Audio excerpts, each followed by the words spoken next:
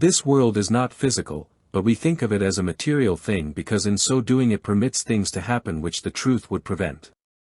Were the world physical, murder would be justified on the basis of righting a wrong. This is how the devil traps us, because the response from the reader will be, that there are situations in which it is justified to kill someone else. This is true, but that is not the issue, and as a response it does not address the issue raised. Murder and capital punishment or justified homicide are not the same thing. Murder is the unjustified killing of a human life. Now language makes certain discussions difficult. Murder in a profane system, that is a system without God, is defined by law. There is no moral quandary about murder because good and evil in a profane system is decided by our definitions. Murder is wrong because it is the killing of a man that is defined as illegal. Life is owned by the state, and the state specifies what can and cannot be done to the humans it owns. The state can kill, under the law, because it justifies the deaths it is permitted to cause.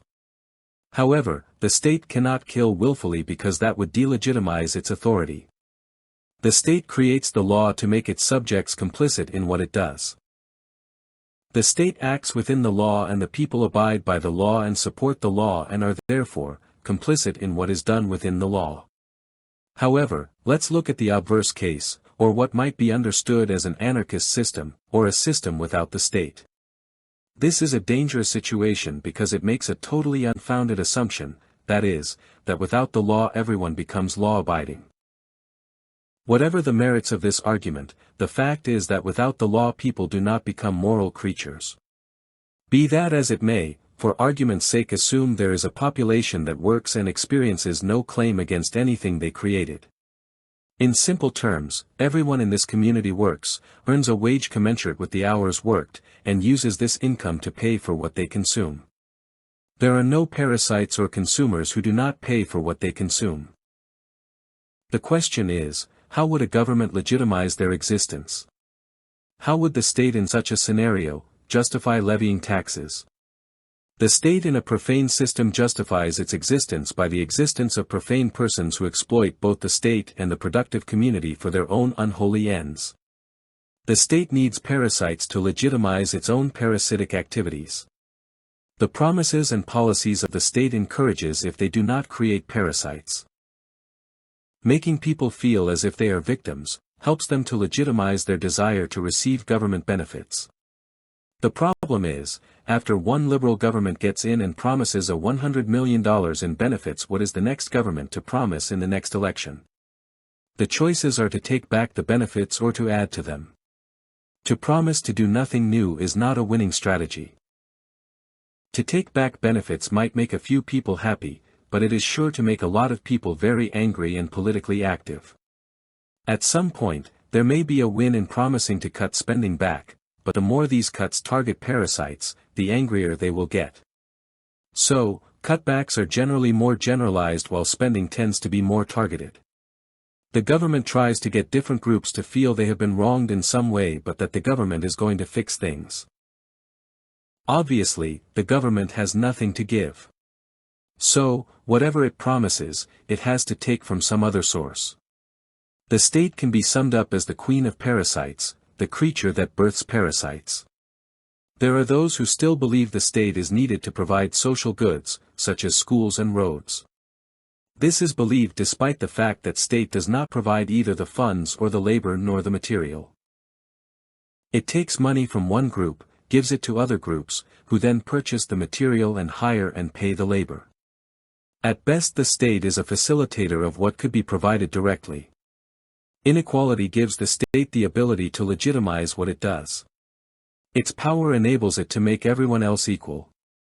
The best manifestation of this is seen under communist rule, where everyone is equal other than those in the state and those most aligned with the state. By claiming equality for everyone else, the state is able to identify victims and to identify those who are enjoying better conditions as the enemy. One of the key ideas used by the state to justify its restructuring of the economy is racism. Because in white nations whites are generally the ones who have the most wealth, they can be accused of racism, meaning being better off than a non-white group. Racism is a term meaning a form of inequality that favors white people. Whites who do not serve as accessories are considered racists. Inequality, from the perspective of the state, is a Herculean task requiring total mobilization of the nation's resources, to transform the granular nature of a normal population into a homogeneous mass as desired by the liberal state. Inequality then gives the state the justification it needs to exist. The more inequality that the state perceives, the more victims it can identify, the greater the need for government intervention. Inequality is the thin edge of the wedge the state needs to insert itself into the economy and gradually transform a market into a fascist dictatorship where the state brokers every transaction. In a fascist dictatorship, inequality is a dangerous thing because it means there is something not devoted to the state. Communists will attempt to eliminate the social hierarchies found in capitalist countries, but their major focus is on the rich and powerful. The masses become homogenized to a large degree, but the intent is to eliminate economic disparities.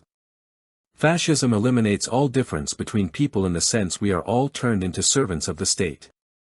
Those who stand out are enemies of the state because they have not subsumed their identity to the needs of the state. Subjects of a fascist state are all equal units to be used by the state.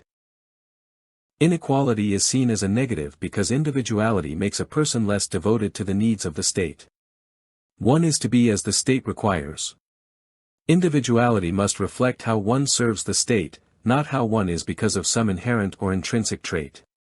However, the church thrives on individuality. The separatist church seeks to divide and separate. The question is, where does the line of division fall? The most basic line is between those who seek equality and homogeneity and those who do not. The church seeks to separate because if we do not, we become homogeneous, and God does not want that. Separation appears to be mindless. If we say we are to separate, without at least qualifying our statement by adding, from the world, it seems we advocate for antisocial behavior. But separation first of all divides people on the basis of whether they are ideologically in favor of separation, or not. The world of the flesh is for homogeneity. The profane promotes equality and the end of everything that would divide us. Even their call for diversity is a policy that makes differences meaningless. When seeking diversity for its own sake, differences cease to have meaning. There is certainly no grounds to separate from others if the goal is greater diversification. In other words, to call for diversity is to claim that there are no grounds for wanting to separate from anyone else. If you promote diversity, then everyone is as welcome as anyone else. The criminal, rapist, pedophile, terrorist is as good a neighbor as a Christian. Indeed, if you are for equality and diversity, it is the Christian who you will reject as a neighbor, because the Christian will not think that diversity is a first-order principle, meaning Christians do not think diversity is the most important issue. Christians believe sin and evil exists in this world and sin and evil are not on the same level as morality or truth. If we are for diversity, we have to be for equality, because if diversity is our goal then all differences are equally unimportant and equally welcome. Diversity means everyone is the same and every character trait is the same as every other character trait. Those who praise diversity must welcome everyone with the same level of enthusiasm. The love of diversity means you lose the right to exclude or marginalize anyone, other than those who have boundaries, value systems, or moral codes. If we were truly equal, however, there would be no need for the state. If diversity was our strength, diversity would create the most powerful economies and businesses. However, diversity does not life up the most worthless nor make the least capable, more able. The only thing the state can do, in pursuit of equality, is hobble the most able and disadvantage the highly capable. It is therefore predicted that the society in which the state engineers diversity as a way to produce equality will suffer greatly. It is not that diversity is detrimental when it occurs along the natural fault lines of specialization.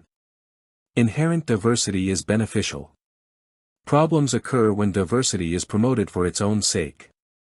Differences are essential and natural. Our different aptitudes and interests serve us well when applied to the needs of a complex economy. When all differences are celebrated and nurtured even when they have no relevance to the broader community, is irrational. It is when differences become celebrated in their own right, that diversity becomes a detriment to progress and economic growth. We need equality only when diversity is valued for its own sake. We only need equal rights when diversity or some diverse factor is given undue value. When diversity is tied to an economy and to the market, then it becomes specialization and strengthens the community.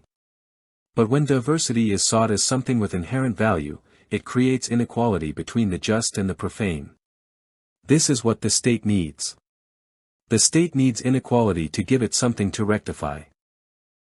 By observing inequality where it does not really exist, the state can now expropriate wealth from the productive and righteous sector, to give to the parasitic and profane sector.